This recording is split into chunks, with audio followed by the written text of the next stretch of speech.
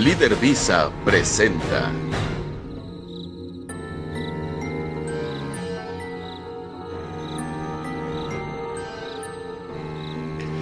Hola, buenas noches. Esto es Visitantes Nocturnos. Estamos en nuestras 31 noches de Halloween.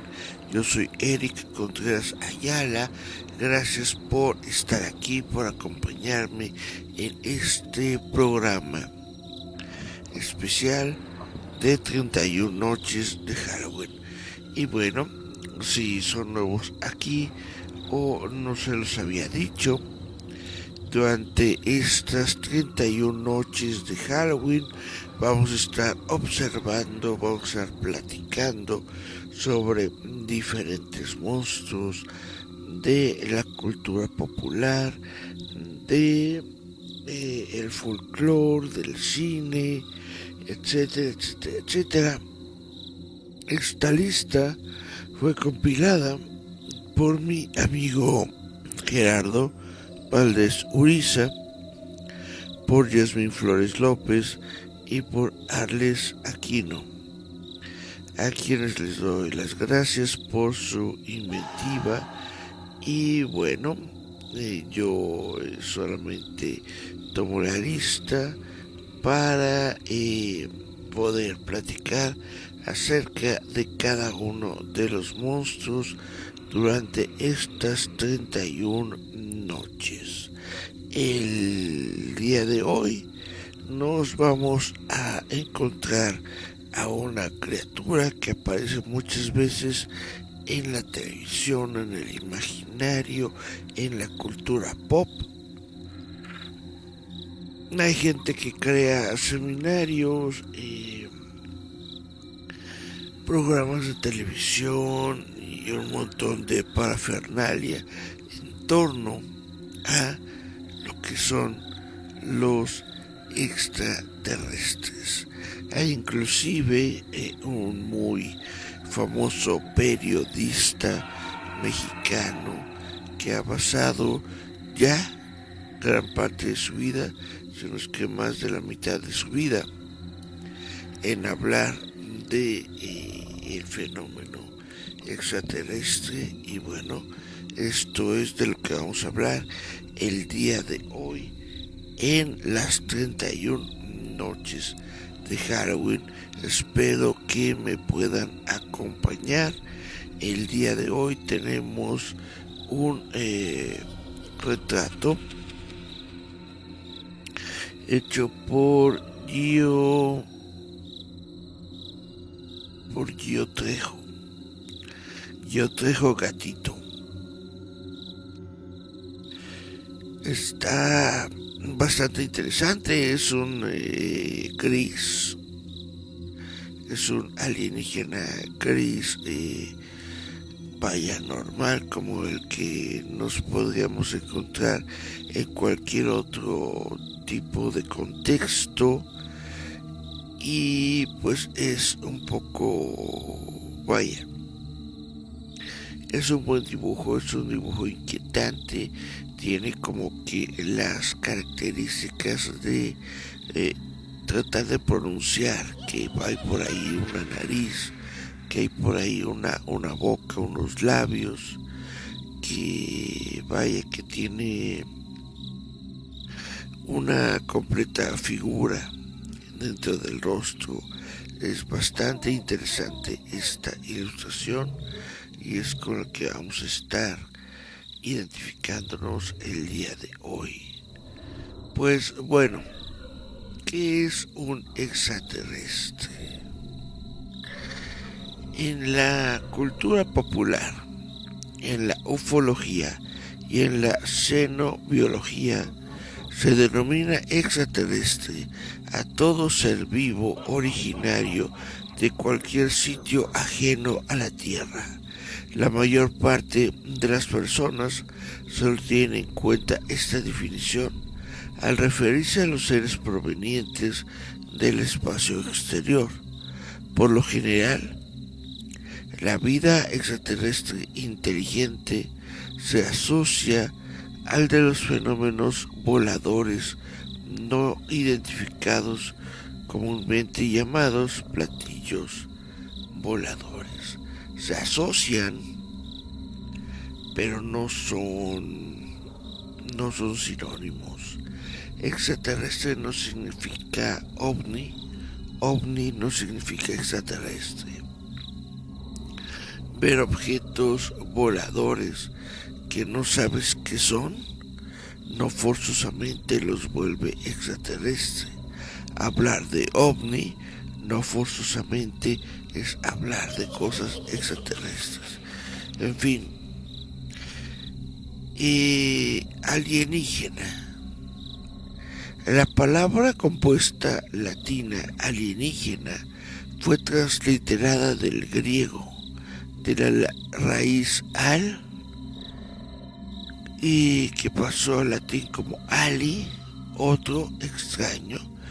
Dos lexemas como elementos componentes ali-gen, que en lo literal y dicho conjuntamente significarán lo engendrado en otra tierra, siendo nombre común. Desde la antigüedad se usó el sentido civil para legislar lo extranjero, lo ajeno, lo extraño a un reino o nación concretos. Con morfemas se derivaron en latín una familia de palabras sintéticas que significan extensiva, de significados extensivos, concomitantes y complementarios. Alien,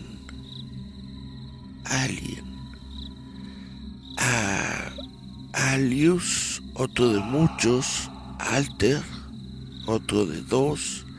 A veces se toma por alius, alienus, desigual, alieno, ajeno, conmutado en ajeno o que no es propio. Aliena, ajeno, referido a cosas, propiedades, cualidades. Alieni, ajeno, referido a personas. Alienígena en inglés es alien, con exacto origen y mismo significado, ajeno, con valor civil de extranjero, alóctono, foráneo, extraño. Extraterrestre. Extraterrestre es una palabra compuesta, extraterrestre, donde extra significa fuera, por contraposición a intra o exter, fuera, externo.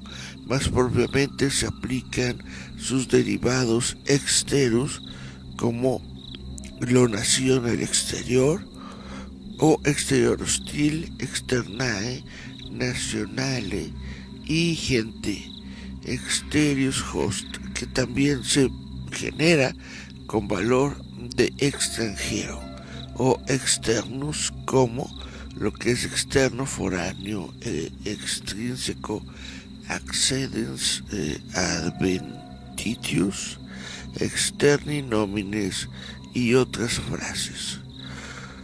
O extimus, como los cielos extremos, el cosmo, orbis, coelestis extimus. A todo esto se le conjunta con terrae, extraterrestre, que viene de tierras extrañas, tierras lejanas, tierras foráneas, tierras del exterior. Acepciones estática y científica. Con respecto a las definiciones de alien y extraterrestre, es necesario denotar que existe una diferencia entre sus definiciones. Extraterrestre claramente es una palabra creada para explicar en términos simples la procedencia de estos seres. En cambio, la palabra alien es latina y su significado es extranjero.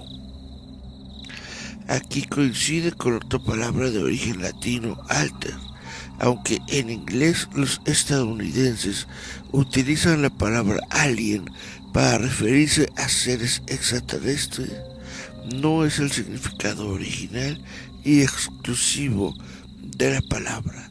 Muchos estadounidenses utilizan la palabra alien para identificar a las personas que no son de su país, las personas que son de fuera del país, que son extranjeros, y más que nada para los indocumentados que llegan desde el exterior.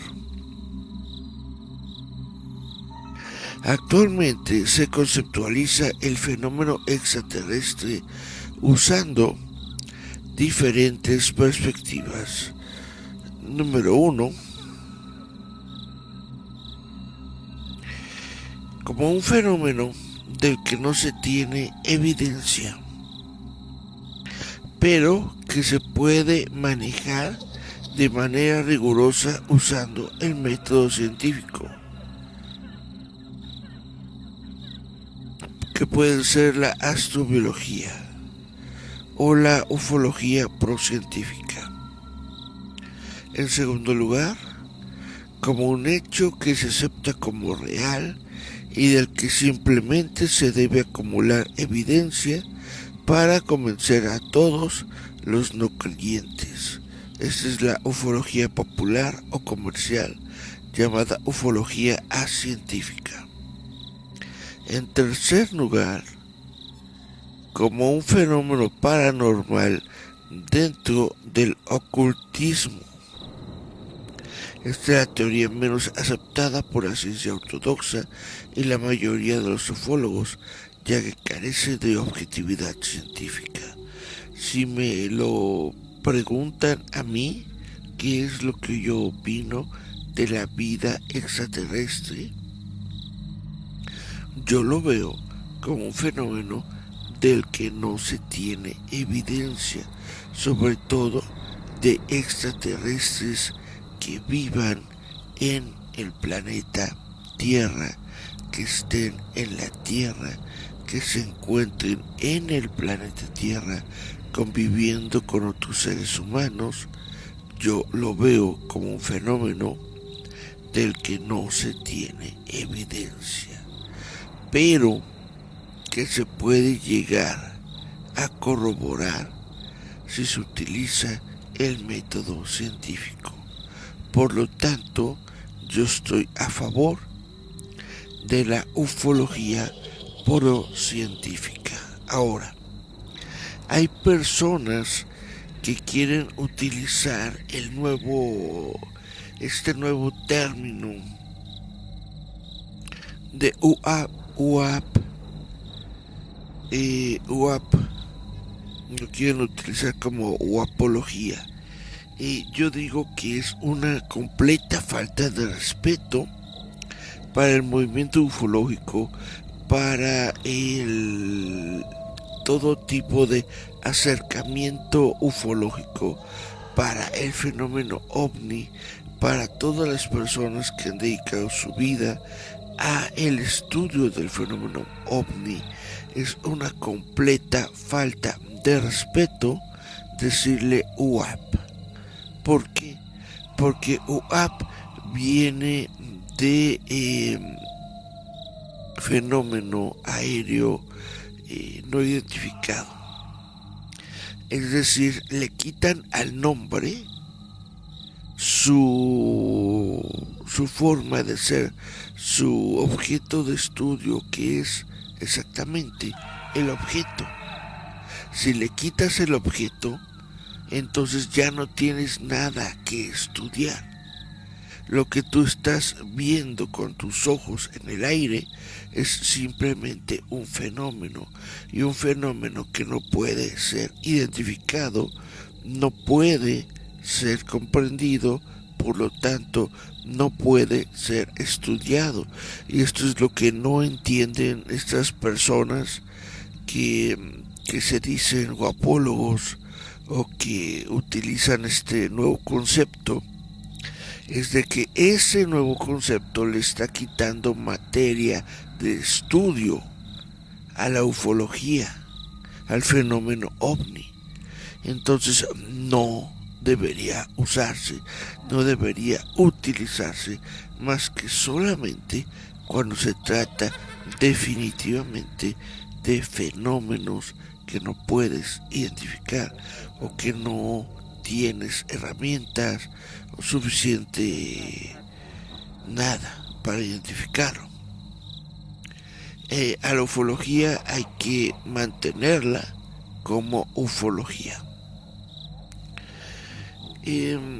Los enfoques de la ufología científica son variados, como las opiniones de los que proponen las teorías.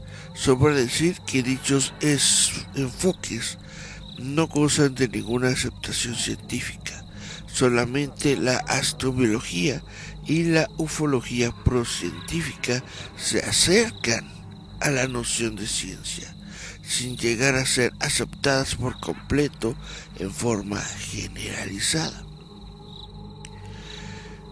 En el contexto de la astrobiología existen esfuerzos de investigación para intentar demostrar la presencia de vida en el cosmos. Por ejemplo, el llamado Proyecto SETI, dedicado a rastrear el espacio con radiotelescopios, a la espera de captar alguna señal no natural o mensaje proveniente de seres inteligentes. Según los escépticos, y a pesar de que mucha gente afirme supuestamente haberlos conocido o incluso ser uno de ellos, no existe en la actualidad ninguna prueba fiable que confirme la existencia de vida extraterrestre. Y lo vuelvo a mencionar, no existe en la actualidad ninguna prueba fiable que confirme la existencia de vida extraterrestre.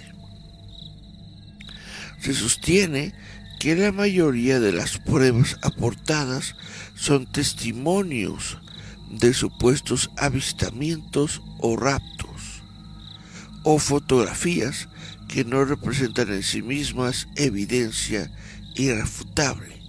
Con todo, un sector variable de la población, cambiante en función del país y la cultura a lo largo del mundo, cree en la veracidad de las afirmaciones de muchos de los llamados testigos.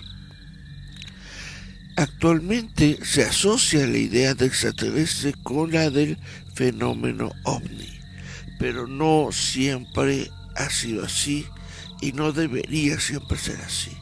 Aunque el avistamiento de extraños vehículos y fenómenos aéreos es muy antiguo, su asociación con los extraterrestres es históricamente más reciente.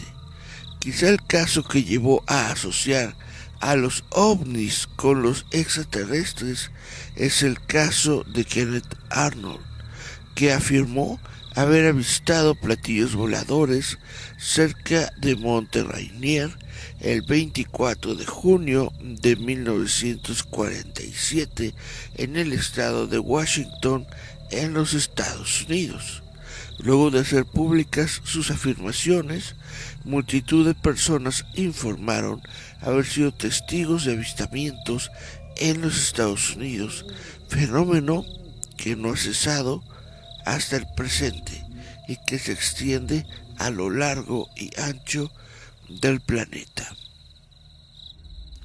Cabe notar que en esa época ya existía un rico folclore sobre extraterrestres, producto de la popularidad de obras como La Guerra de los Mundos de H.G. Wells, la adaptación y emisión de esta por la radio a cargo de Orson Welles, muchas personas lo saben, algunas obras de Julio Verne, pero sobre todo los pulps, en donde escritores luego célebres vertían sus ideas sobre la vida en otros planetas y sobre sus posibles atributos. ¿Qué es un pulp?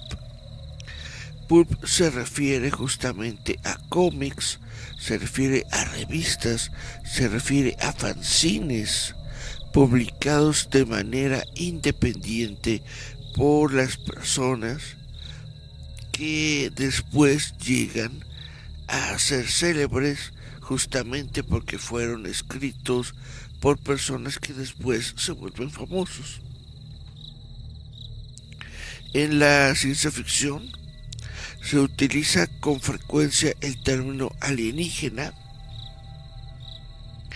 para designar las formas de vida de origen extraterrestre y son muy recurrentes como argumento narrativo, pues desde la época de los pulps los extraterrestres pueden servir para producir en el lector maravilla, asombro o miedo. En ese entonces, quienes leían los pulps eran niños, adolescentes y adultos jóvenes.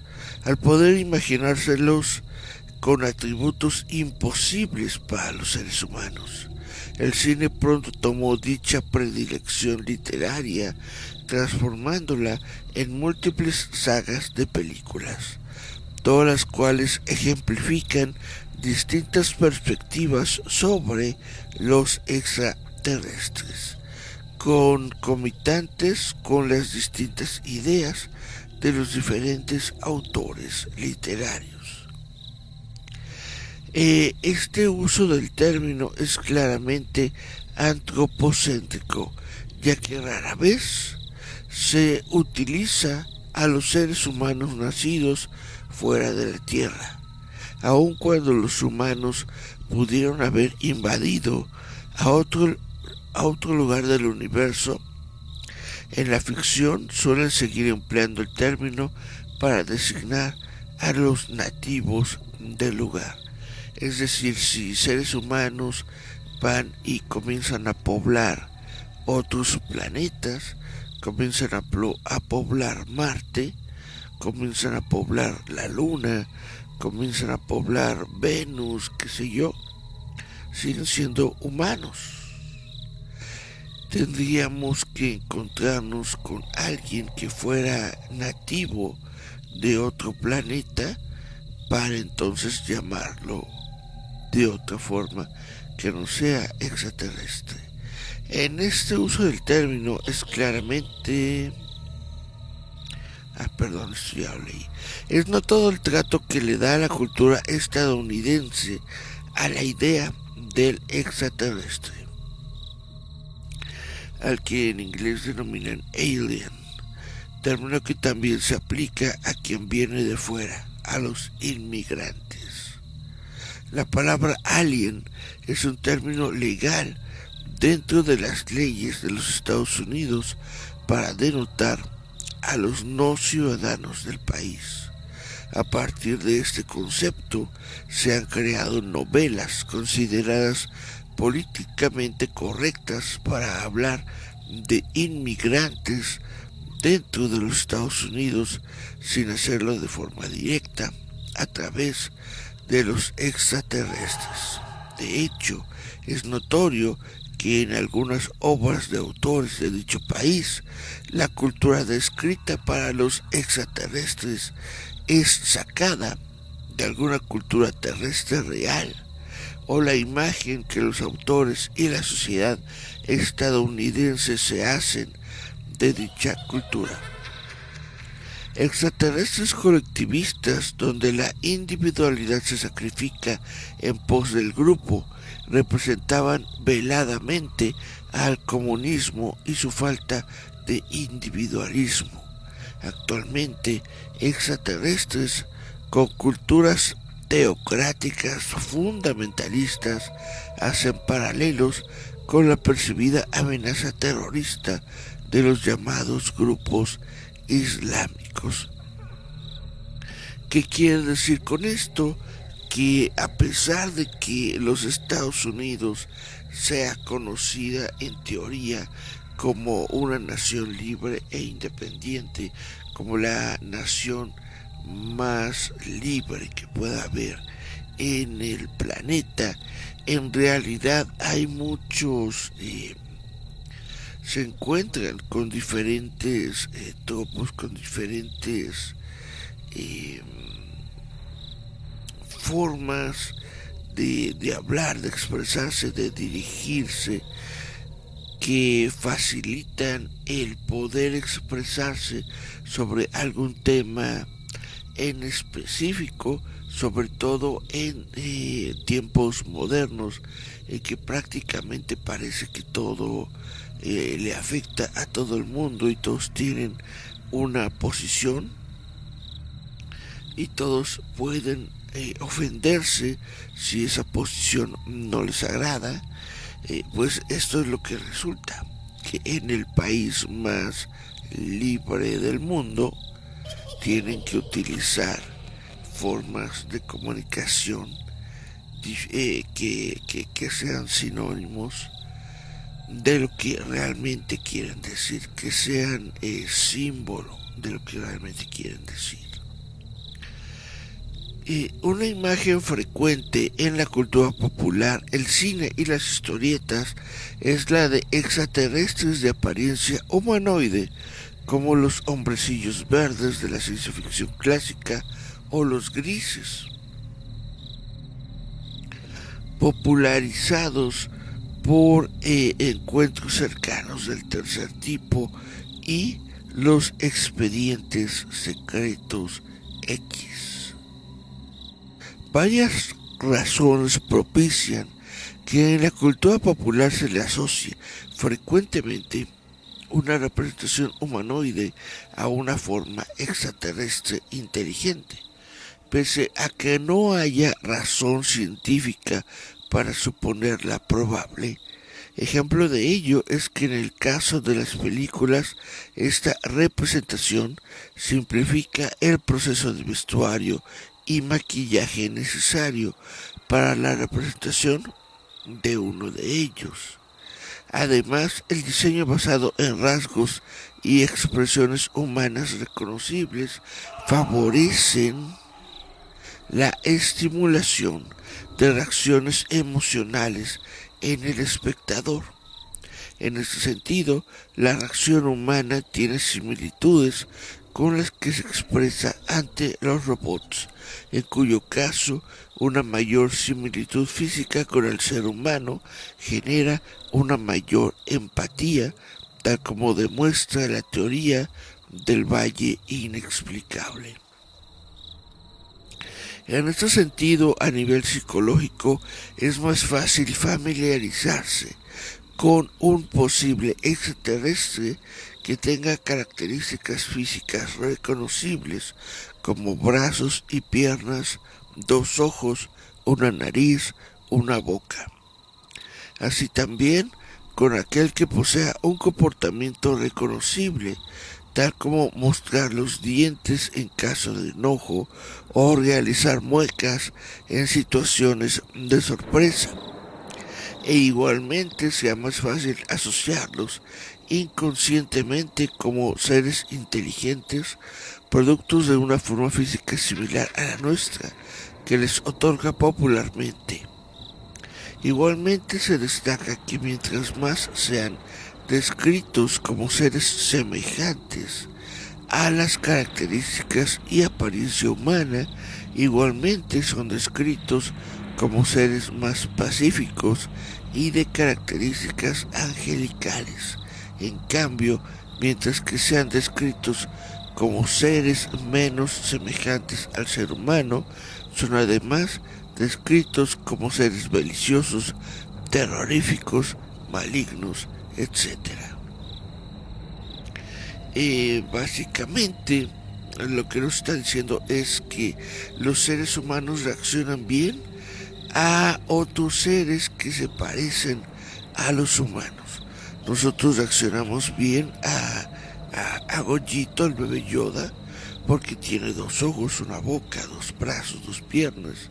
Si fuera menos humano quizás no sería tan identificable o tan famoso dentro de la cultura popular.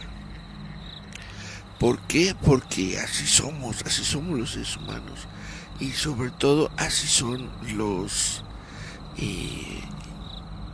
las personas en los Estados Unidos de Norteamérica. Así son, es la realidad. Extraterrestres en la ufología. Durante el siglo XX se han incrementado anécdotas de extraños objetos en los cielos. Dichos testimonios aparecen en proporciones tales que se habla de oleadas de ovnis en lugares y fechas dispares. Esto, junto a la difusión de la ciencia o la imagen de la ciencia en la cultura popular, ha promovido en ciertos individuos la idea de que los extraterrestres son un fenómeno digno de estudio y de una disciplina propia. Sin embargo, estos disienten de los que consideran a los extraterrestres como un fenómeno sobre el que no hay evidencia que no pueda ser refutada y que por lo tanto no puede haber una ciencia sobre dicho tema, y realmente se interesan más en las anécdotas de los testimonios de estos presuntos testigos y aceptan como una verdad que los ovnis son navíos tripulados por alienígenas.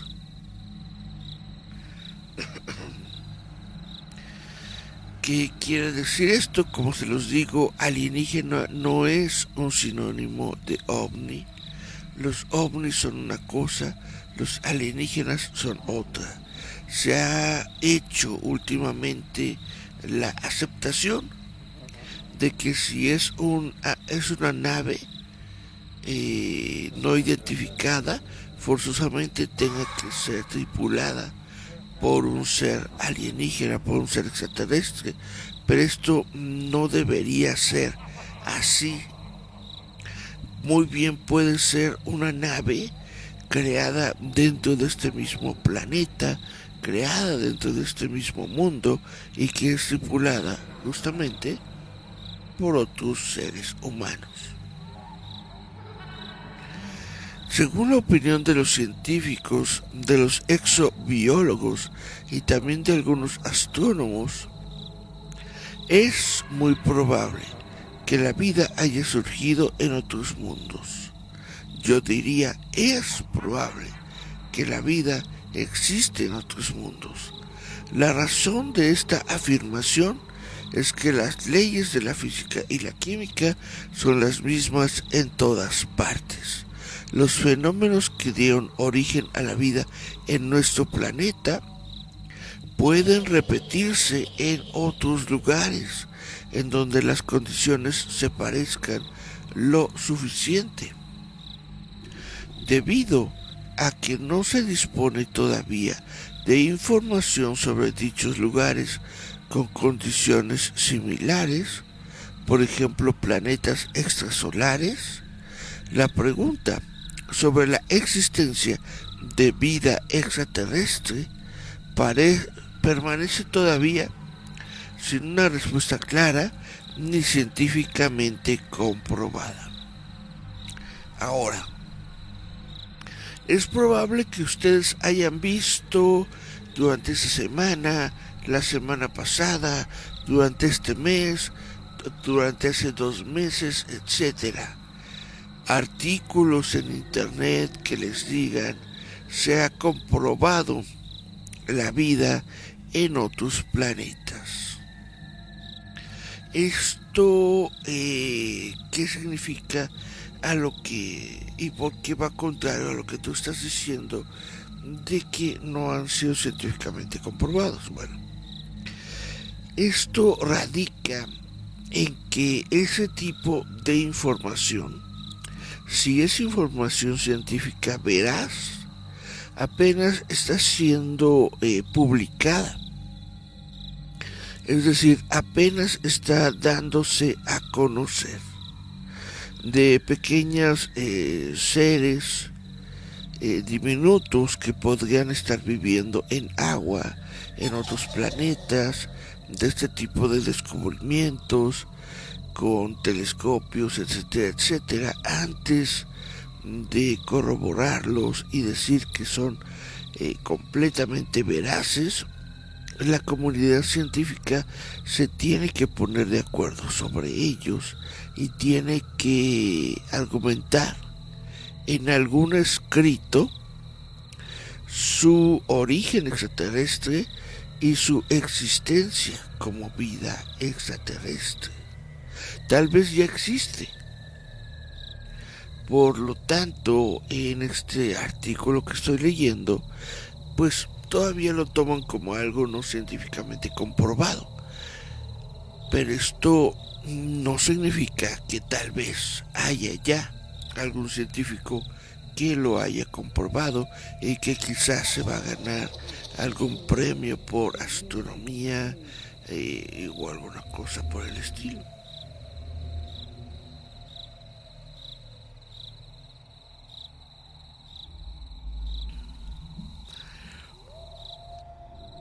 El punto es estar atento a la comunidad científica, estar atento a los escritos científicos, estar atento a los descubrimientos que realiza la comunidad científica. Ojo, y esto quiero que les quede muy en claro. Un artículo que ustedes leyeron en Facebook no es una comprobación de la comunidad científica. Un artículo que ustedes leyeron en internet no es una comprobación de la comunidad científica. Un artículo que ustedes leyeron en la revista Conozca Más o en alguna otra revista de divulgación científica no es un acertamiento, no es una comprobación científica. ¿Qué es una comprobación científica? Es algo que haya sido documentado en una revista científica, en un documento científico, algo que haya sido hecho hacerse valer después de haber sido consultado en una universidad, después de haber sido consultado en una institución, después de haber sido consultado por científicos de cierto rango, de cierto valor. Esto es lo que nosotros consideramos como una evidencia científica. Mientras solamente sea una historia contada por fulano de tal, mientras solamente sea una historia leída en el sitio fulano de tal, entonces no se trata de una comprobación científica, es simple y sencillamente un relato, una historia. Eso no es evidencia.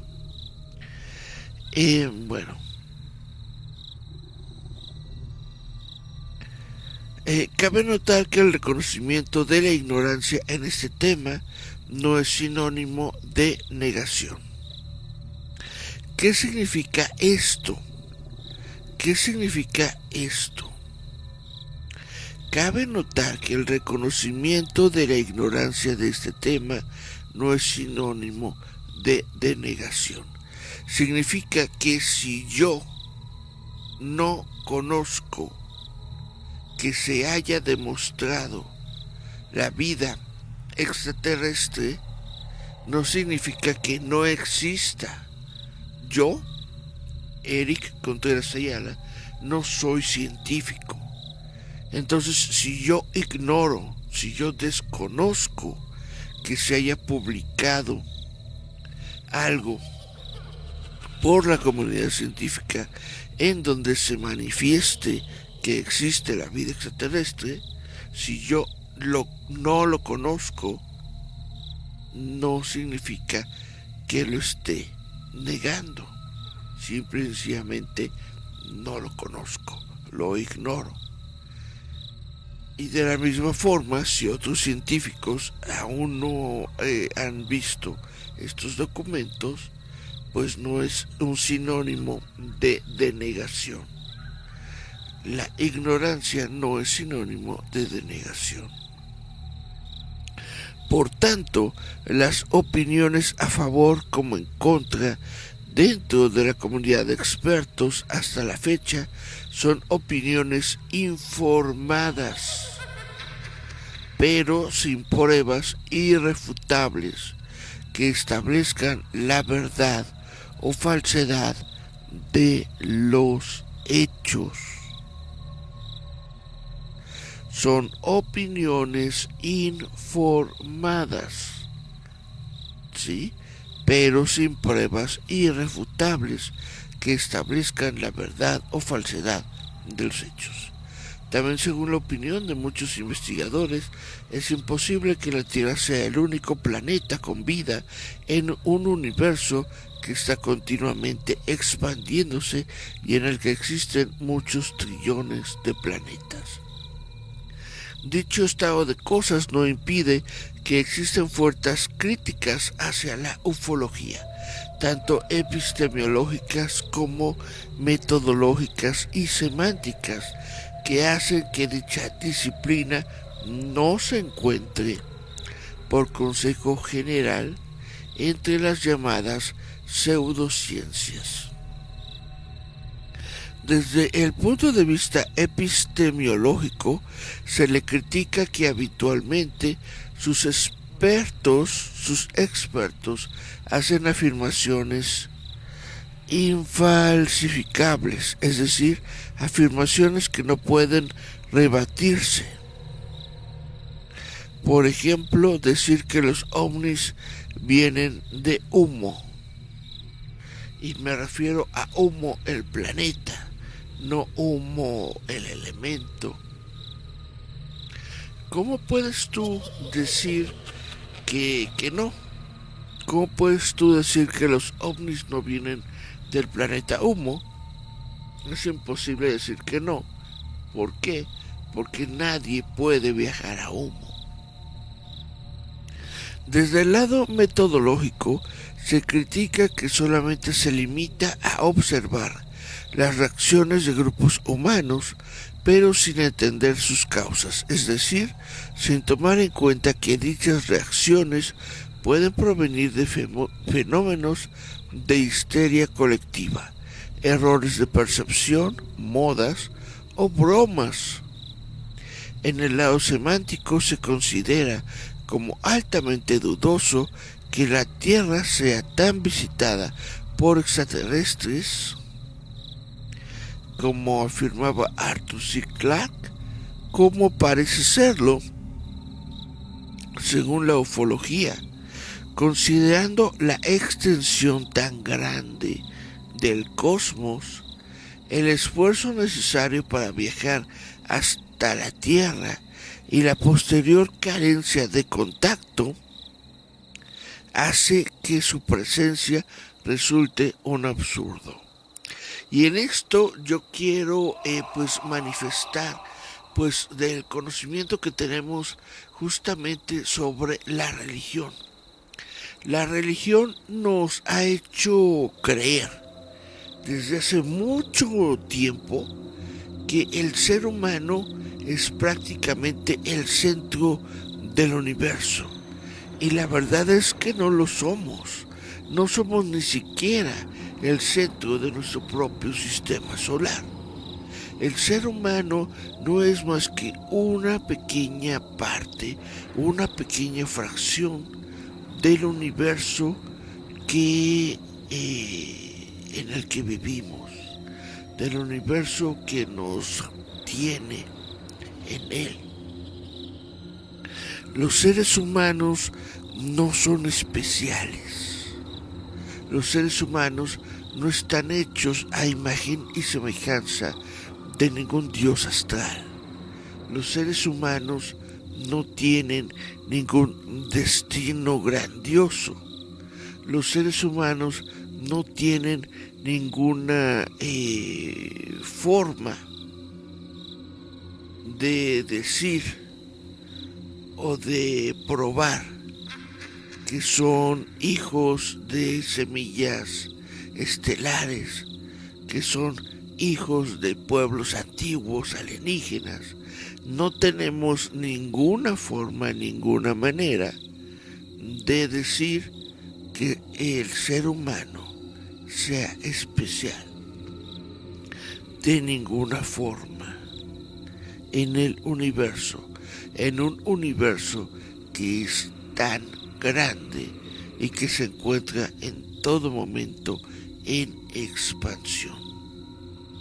De forma tal que es muy difícil, es muy raro y es inclusive hasta casi imposible concebir que un ser extraterrestre venga hasta nuestro planeta, haga todo el esfuerzo necesario para viajar a la Tierra y después no haga algún tipo de contacto, ya sea con otros seres normales o con algún gobierno o con alguna otra presencia gubernamental, de poder, etcétera, etcétera, etcétera. Forzosamente, si hay un extraterrestre en el planeta, tuvo que haber hecho algún contacto. Y entonces estos contactados debieron en algún momento pues haber hecho uso de su palabra y avisar a los demás, ¿no? Dejar alguna prueba, dejar algún algo que realmente nos permita decir es cierto, fuimos contactados, vino fulano de tal del planeta Humo. ¿Ok? Entonces no es que uno no crea en los extraterrestres, es que simple y sencillamente no es que uno no crea en los extraterrestres, sí creo en los extraterrestres. No es que uno no crea en la vida en otros planetas, por supuesto que creo en la vida en otros planetas.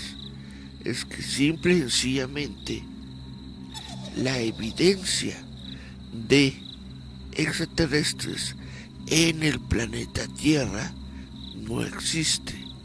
La evidencia de extraterrestres que hayan tenido contacto con otros seres terrenales no existe. La descripción de los supuestos testigos. Las especulaciones sobre el aspecto de los hipotéticos extraterrestres han sido muy numerosas durante todos los tiempos.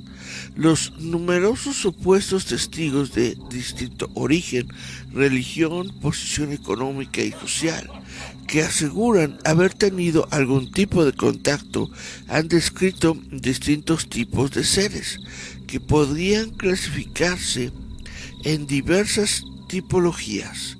Si estos testimonios de gente que hayan tenido contacto cercano son verdaderos, entonces los extraterrestres que vienen a la Tierra serían efectivamente distintas especies. ¿Por qué? Porque todas las personas que han dicho que han tenido contacto cercano con extraterrestres normalmente los describen de diferentes formas. Algunos ufólogos utilizan las hipótesis sobre la exobiología y principalmente la descripción de los supuestos testigos para indicar y clasificar a los hipotéticos visitantes según diferentes tipologías. de las cuales algunos creen que serían verdaderamente reales, mientras que otros se consideran falsos testimonios. De estas tipologías, la principal, por supuesto, es la humanoide. Es una tipología que describe a un grupo amplio de alienígenas que son representados como una forma y o rasgos de seres humanos. Esta es la tipología más mencionada en la ufología y la más popular usada en la ciencia ficción debido a su aspecto antropomórfico. Por ejemplo, los hombrecillos verdes. En inglés, Little Green Men. Es una tipología que describe alienígenas humanoides de color verde, generalmente de menor tamaño que el ser humano. Es la forma característica de muchos de estos seres en los comienzos de la ciencia ficción. En la morfología clásica asociada a los marcianos, ese tipo de alienígenas es el más usado en la industria del cine clásico de ciencia ficción. Suelen representarse diversos tipos de hombrecillos verdes, algunos tienen antenas, otros tienen orejas picudas como duendes y generalmente estas características son las más usadas dentro de la ciencia ficción, las que han tenido mejor acogida en el folclore popular, pero algunos ufólogos sostienen que existirían seres de pequeño tamaño y piel verde, pero de características anatómicas similares a la de los grises. Los grises. Los grises son la forma más... muevo mi pantalla que se me movió. Ok, los grises son la forma más frecuentemente referida en los casos de abducción extraterrestre y en la cultura popular. Esta tipología describe a alienígenas humanoides de aproximadamente 90 a 150 centímetros de altura, piel de color gris, de ahí la denominación hecha por los ufólogos, con cabezas grandes, brazos y piernas delgados, así como ojos negros grandes y ovalados. Se presume que son altamente inteligentes e incluso que poseen poderes psíquicos debido a que sus cráneos son más grandes que los de los seres humanos. Algunos científicos creen que sería perfectamente posible que existan personas con estas características físicas. La piel gris y los oscuros enormes ojos negros indicarían que el planeta natal de estos hipotéticos seres sería irradiado por una radiación solar muy débil. La falta de luz haría que los ojos fueran tan grandes. La pigmentación de la piel se habría atrofiado. Por otro lado, el cuerpo pequeño y la enorme cabeza indicarían una evolución intelectual de estos seres al incrementarse su capacidad de discernimiento y la habilidad tecnológica. El cerebro se habría agrandado y al no depender de la fuerza bruta para sobrevivir, sus músculos y toda la contextura física se habría encogido. Según las descripciones de quienes dicen haber estado en contacto con los grises, estos individuos no expresarían ningún tipo de emoción o sentimiento. Esta es una característica que suele atribuirse a un estereotipo de que a causa de sus grandes cerebros superdesarrollados, su intelecto sería más latente, un rasgo psicológico dominante, y esto habría eliminado cualquier rastro de instinto o emoción humana. Es decir, como si nos encontráramos con el señor Spock de Star Trek, en donde se dice justamente que la raza de los... ¿cómo se llama la raza de Spock? Los vulcanos, por ser más inteligentes, han aprendido a dar sus emociones de una mejor manera o de plano a suplantarlas, a guardar las emociones en torno y basar su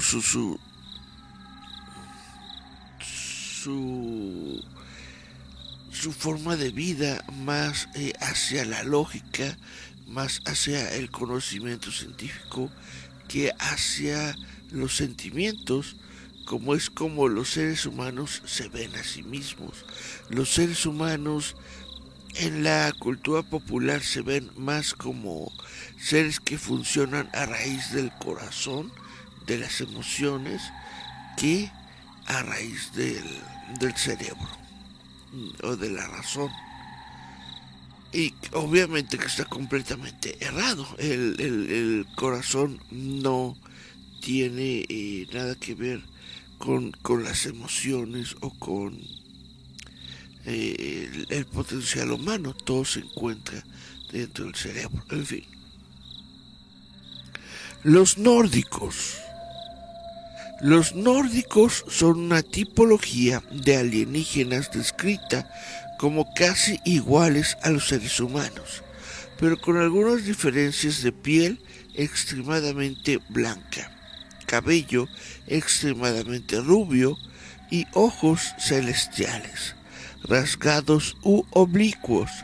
Según algunos supuestos testigos, los alienígenas de esta tipología también son llamados pleiadianos o venusinos. Aunque estos nombres son de uso popular y no son aceptados mayoritariamente por la ufología, porque se conoce científicamente que Venus y las Pléyades no son lugares habitables. Por supuesto, testigos suelen describirlos con una contextura física atlética de gran belleza, vistiendo uniformes anatómicos de una sola pieza, generalmente de color blanco. Quienes dicen haber estado en contacto con estos seres afirman que son muy inteligentes, que son amistosos, preocupados por la humanidad y que en general presentan características asociadas a seres angelicales. También se les pueden atribuir poderes psíquicos. Humanoides gigantes. Los gigantes son seres alienígenas que, según las descripciones de sus supuestos testigos, tienen aspecto prácticamente igual, idéntico al de los seres humanos, pero tienen una enorme estatura. Su estatura promedio se describe entre los 2.5 y los 3 metros de altura. Además tendrían algunas diferencias notables. En muchos casos la piel y el cabello son de coloración extremadamente blanca. Según otras descripciones, su cabello es muy negro o sus ojos son de color negros muy oscuros. Los creyentes en la existencia de estos seres los asocian con las pinturas rupestres donde se hallan representados humanoides muchos más altos que los hombres normales, en algunos casos representados con un torso triangular y grandes cabezas que algunos se animan a decir que podrían ser cascos y trajes espaciales. Algunos los describen con seres descritos en la Biblia llamados los hijos de Dios y sus hijos los Nefilim. mientras que otros también lo relacionan con seres de otras mitologías antiguas, tales como los titanes de la mitología griega. Y bueno, los zoomórficos, de los que son bastantes, los zoomórficos son una tipología que describe un grupo amplio de alienígenas que son representados como una mezcla de rasgos humanoides y de animales terrestres, como los reptilianos, que son literalmente seres humanos, pero con piel de reptiles. Hay insectoides, hay cefalopoides, hay xenofórbicos y bueno, hasta aquí vamos a ver si tenemos mensajes en nuestras redes sociales. Dice Miguel Ángel Velázquez Morales, buenas noches. Hola, buenas noches Miguel Ángel. ¿Cómo te va? Espero que te encuentres bien. Espero que tu familia se encuentre muy bien. Marlene Álvarez nos dice buenas noches. Ya andamos aquí. Muchas gracias Marlene por darme tu audiencia, por estar aquí con todos nosotros. Miguel Ángel Velázquez dice, era para que hubieras tenido a Marciano Dovalina compartiendo historias. No lo creo. No, yo no soy nadie. Yo no soy nadie. En primer lugar, yo no soy nadie. Esta persona, el señor Marciano Dovalina, tiene muchos documentos, es doctor honoris causa, es comisionado de las ¿cómo se llama? De las derechos humanos, tiene un montón de títulos y cosas así. Por lo tanto, un debate de igual a igual, pues no podría ser con una persona tan importante y tan especial como el señor Marciano Dovalina. También, ¿por qué no es posible? Porque yo estoy hablando en contextos generales del monstruo conocido como seres extraterrestres. Es decir, le estamos dando una forma física notable a este monstruo que se considera dentro de la ficción. Mientras que para el señor Dovalina no hay ficción como tal. Para el señor Dovalina se trata de algo que ya existe. Y pues no puedes tú tener un debate con una diferencia de ideas y de opiniones con una persona pues que ya tiene hecha su definición, ya tiene hecha su forma, ya para él el extraterrestre es así, es asado y no puede ser de otra manera.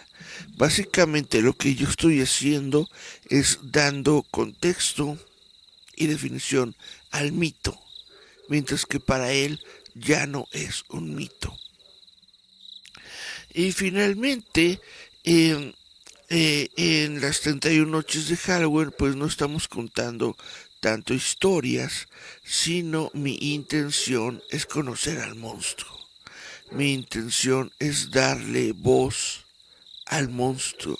Mi intención es que la gente sepa de dónde viene, de dónde surgió y cómo es que se utiliza dentro de la cultura popular.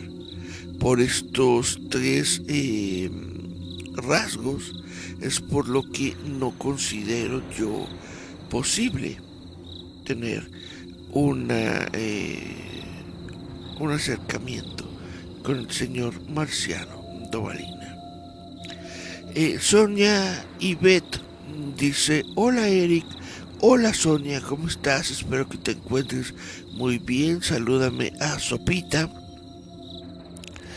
Dice Sonibet, crossover épico, yo con Marciano. Quizá, o sea, no niego que sería interesante platicar con él, sí, pero tal vez en concepto de otro tema, de otras circunstancias, tal vez. Miriam Taylor nos deja dulces para Goyito, muchas gracias. Y dice, los ovnis me abducieron. Por favor, Miriam, si tienes tu historia de abducción, haznosla saber, escríbela en algún papelito, déjanos saber tu historia, contar tu historia. Gerardo Valdés Uriza dice, saludos, gran dibujo, tiene mi voto. Muchas gracias, señor Gerardo, por sus comentarios hacia Io Trejo. Dice Gerardo, ellos están entre nosotros, hay que ver quiénes son ellos y hay que ver quiénes son nosotros. Dice Gerardo Valdés Uriza, no estamos solos. Pues no estamos solos. Este país tiene cientos de miles de personas, de habitantes. Este planeta tiene millones, billones, si no es que trillones de habitantes. Entonces es prácticamente imposible estar solo, ¿no? No estamos solos. Dice Gerardo Valdés, ese no sabe del tema, órale. Dice Gerardo Valdés Uriza, Eric, ¿es cierto que los extraterrestres pueden atravesar paredes? En el sentido de que los extraterrestres, como seres de ficción, pueden llegar a tener cualquier tipo de poder que uno pueda darles o que uno quiera darles en materia de la ficción misma, de que un extraterrestre es de ficción y que puede tener cualquier poder ficción de la ficción que uno quiera darle.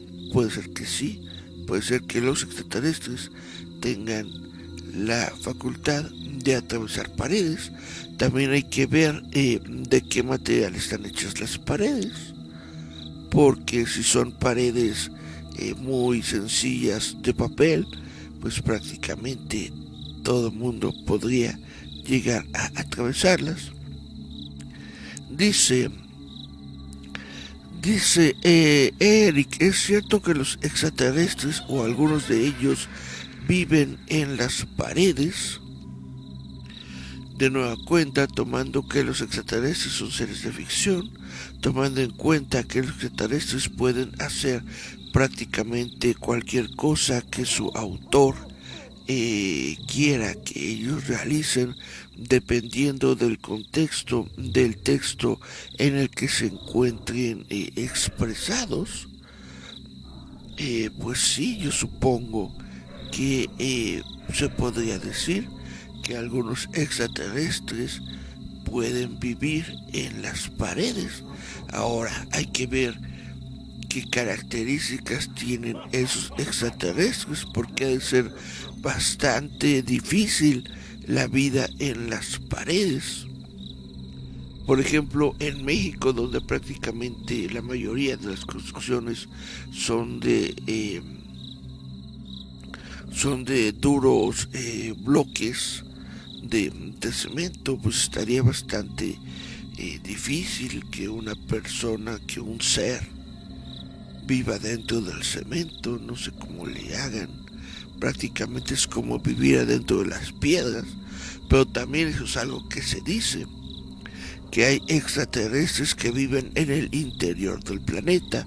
Dentro del planeta son los intraterrestres. Por lo tanto, seres que vivan en las piedras pues ya existen.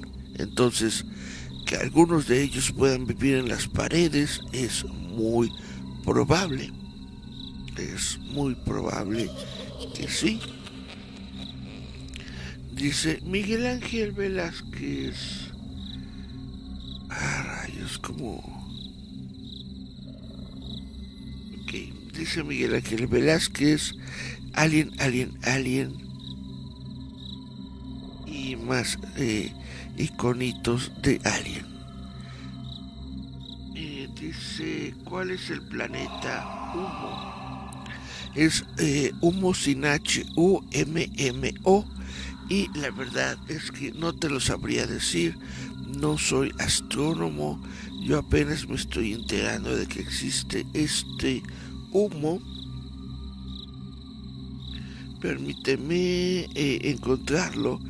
Humo es el nombre de un exoplaneta ficticio habitado por una civilización tecnológicamente avanzada denominados los Humitas, que supuestamente contactaron mediante el envío de cartas, fotografías, llamadas telefónicas o avistamientos a un grupo de personas creyentes en el fenómeno ovni. El caso Humo es la denominación en la que se engloba todo lo relacionado con este falso contacto extraterrestre.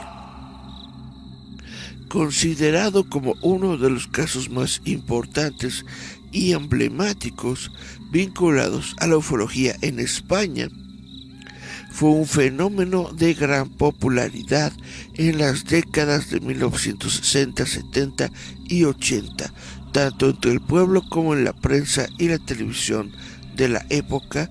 Además tuvo ramificaciones en países de América Latina y en Francia. A mediados de los años 90, José Luis Jordán Peña, ingeniero técnico especializado en parapsicología, confesó ser el creador e investigador de este fraude. A pesar de sus declaraciones, Humo, y el caso Humo, ha generado una amplia bibliografía, congresos documentales y periódicamente figura en programas divulgativos o de misterio, como Espacio en Blanco o Milenio. En 2022 se acreditó que, pese a las evidencias en contra, persisten creyentes en el fenómeno, y grupos como Humo Sciences o Hijas de Humo que lo consideran hechos verídicos. Eso es Humo. Gerardo Valdés Uriza. El planeta Humo es de donde viene Humo Humberto Morales. Tiene mucho sentido.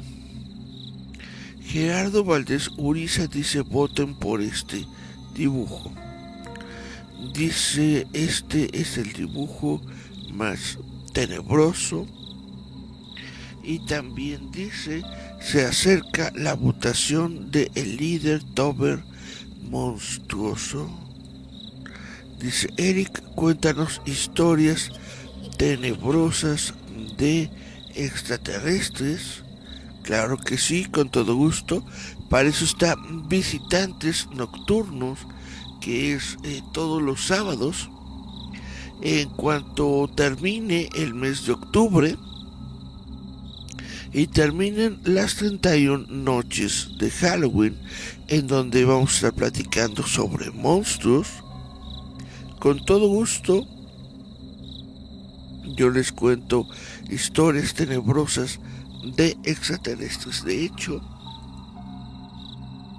estoy en este momento tomando mi archivo de texto, copiando su comentario para acordarme que el público quiere escuchar historias tenebrosas de extraterrestres. Por supuesto que sí. Miguel Ángel Velázquez Morales dice: ¿y quién dice que un planeta no es habitable y que nosotros no podamos vivir ahí? Es diferente. Bueno, tienes exactamente toda la razón. ¿Quién dice que un planeta no es habitable? Los astrónomos, los exobiólogos. Justamente existe esta ciencia, la exobiología.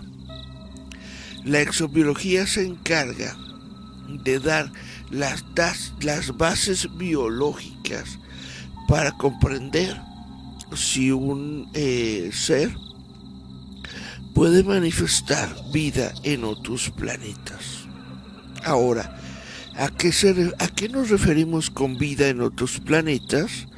Con la misma vida que nosotros gozamos en este planeta. Es decir, con las mismas condiciones con las que nosotros gozamos en este planeta. Se realiza a través de fotografías, básicamente, a través de lo visto y de lo rastreado, muchas veces por radiotelescopios, se obtienen datos sobre qué elementos son más predominantes en otros planetas. Utilizando estos datos, los exobiólogos, los astrónomos, pues deciden a través de sus estudios decir que en un planeta se puede dar la vida. ¿Qué vida?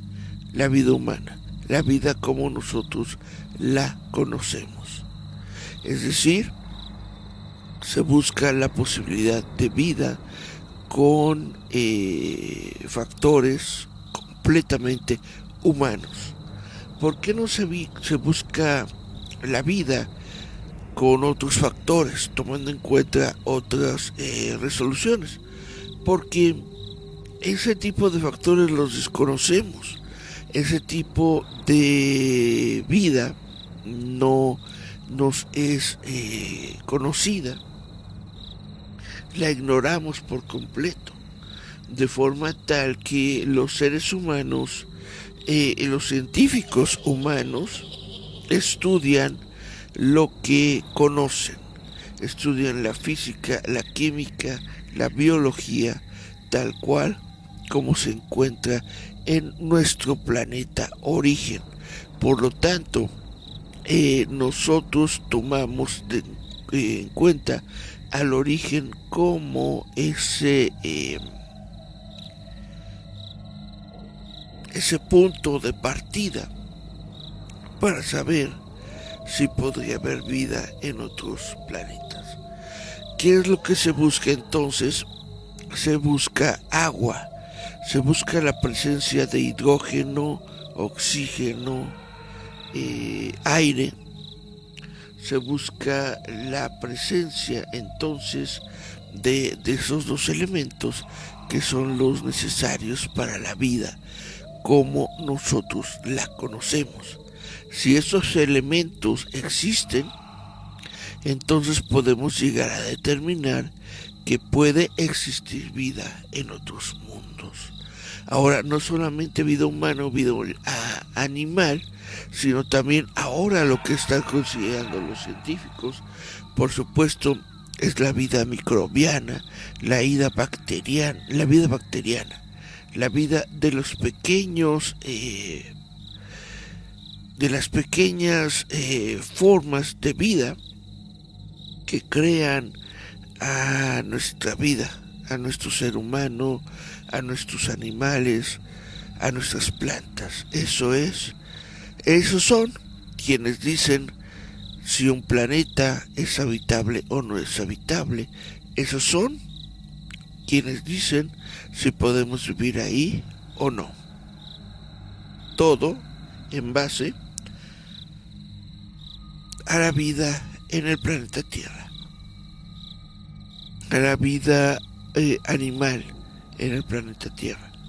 Así es, señor Miguel Ángel Velázquez Morales. Pues bueno, esto obviamente es un tema muy interesante, obviamente es un tema del que todo mundo tiene opinión, es un tema que sé que a muchos de ustedes les gusta, Cada vez que hablamos de extraterrestres, siempre está Gerardo Valdés Uriza aquí escuchándonos, porque Gerardo Valdés es una persona dedicada en extremo al estudio de la vida extraterrestre. Es una persona a la que le interesa mucho este tema y está muy bien, está perfecto. Y pues yo creo que vamos a estarle dedicando mucho tiempo y muchos otros programas a futuro a todo lo que tiene que ver con la vida extraterrestre. Dice Miguel Ángel Velázquez Morales: si en las bocas de los volcanes, en las profundidades del mar, hay vida, cuando según es imposible, por el alto calor y los azufres que despide el volcán. Ok.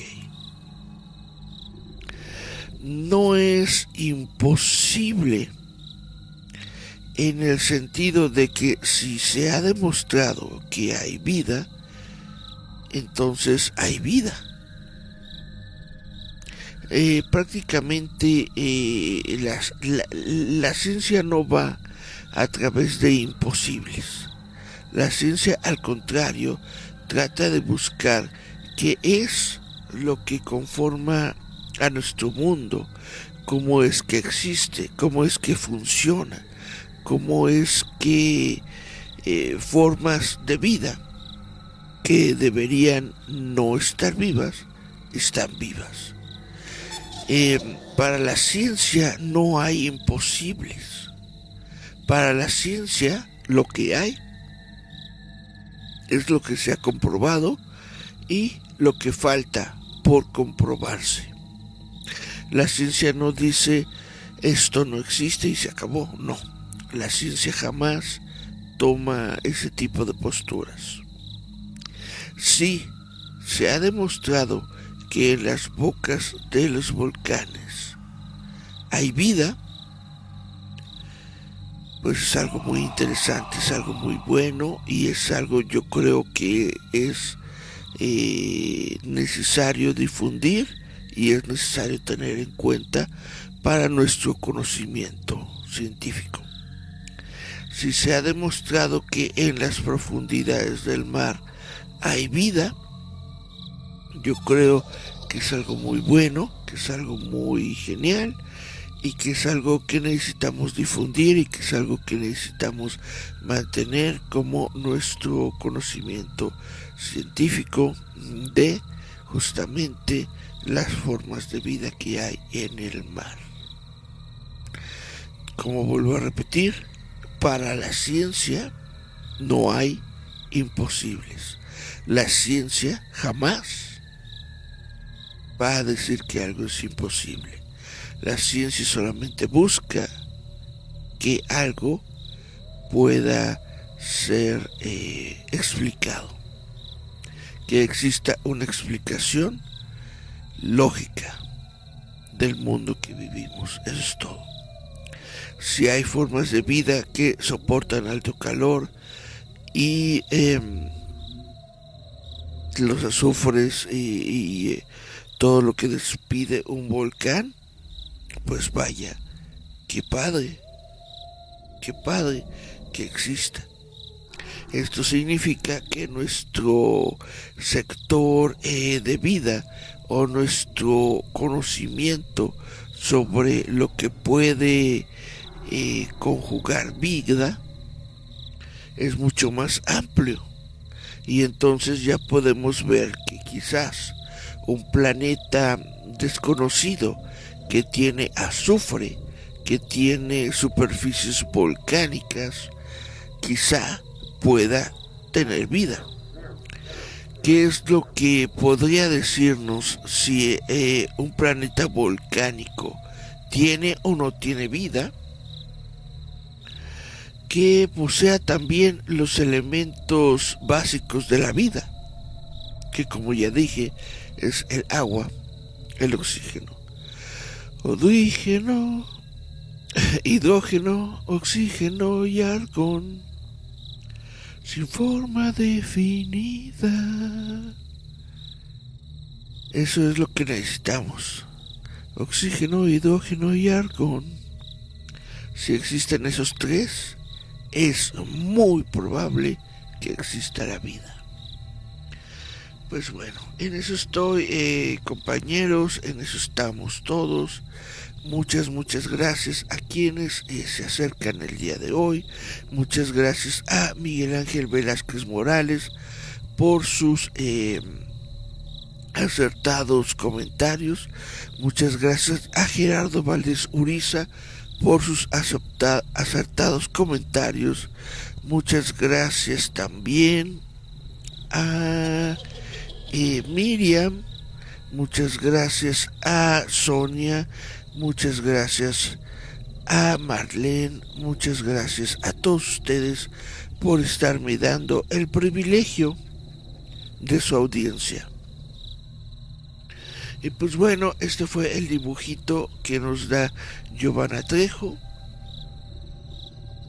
en cuya firma deja un gatito.